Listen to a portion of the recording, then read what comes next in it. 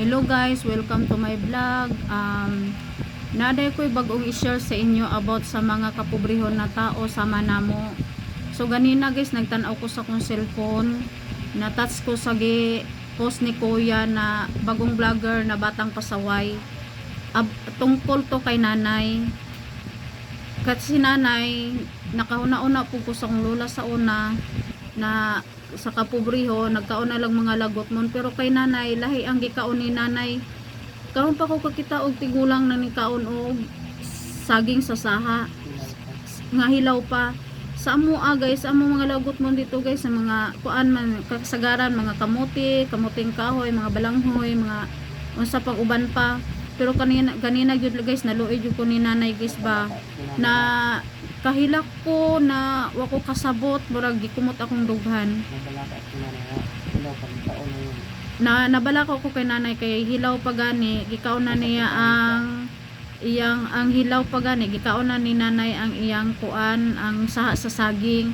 So karon na timingan man nga niabot si vlogger na batang pasaway, nakit-an niya si nanay ug naluoy po siya guys sa kay nanay.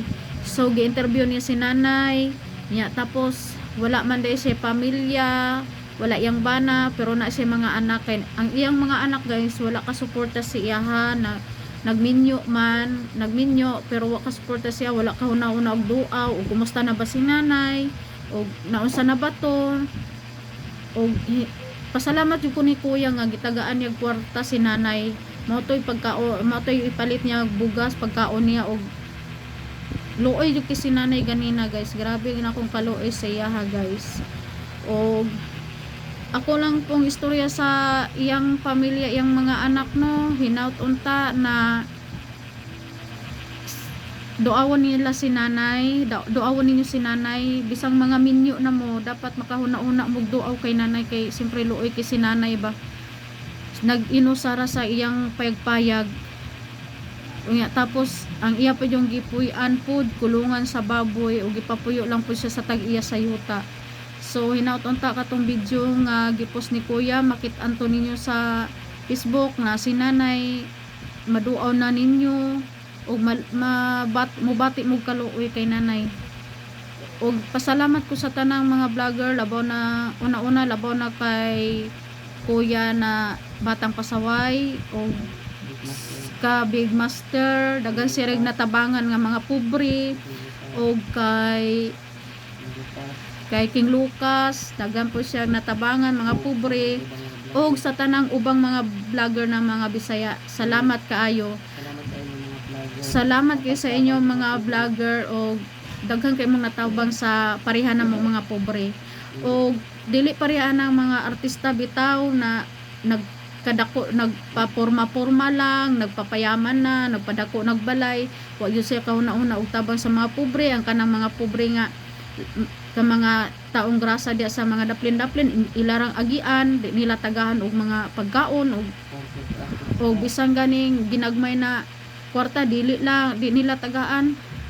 Na gyud ubang mga mayaman nga ing anak gyud mata pobre, na puy uban nga mayaman nga dato nga motabang po og tao. So maong ang ubang mga artista nagpapayaman, mga mahalon kay mga kanang mga mahalon kay mga ilang mga mahalon kayong ilang mga pang-artisanaw tapos na mga dagko na kayong balay, pero di sila makatabang sa mga pobre ba. Tinuod na akong giingon dili na baka na luoy jud ko sa mga tao, naluoy jud ko ba sama na mga pobre man ko, pero napug ko'y kaluoy sa mga tao po na mga pobre. Di pareha sa mga ubang mga vlogger na dako kay silang natabang sa mga pobre. Pasalamat po ko sa mga nag-post, nag-comment og nag-share og nag-like sa ubang mga post sa mga nagkuan sa mga vlogger nga ilang silang gitabangan nga kung dili po tungod sa ninyo sa mga tanang mga tao, sa ubang mga tao na dili tungod ninyo, dili po sila ka kwarta.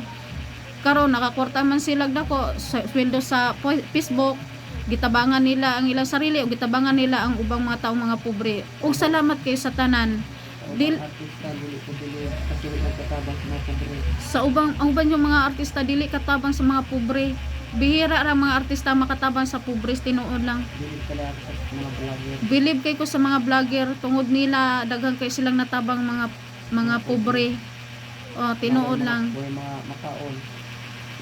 Dagko kay sila tinaba gitaha gihatag na mga grocery, daghan kay sila gipanghatag na groceries guys.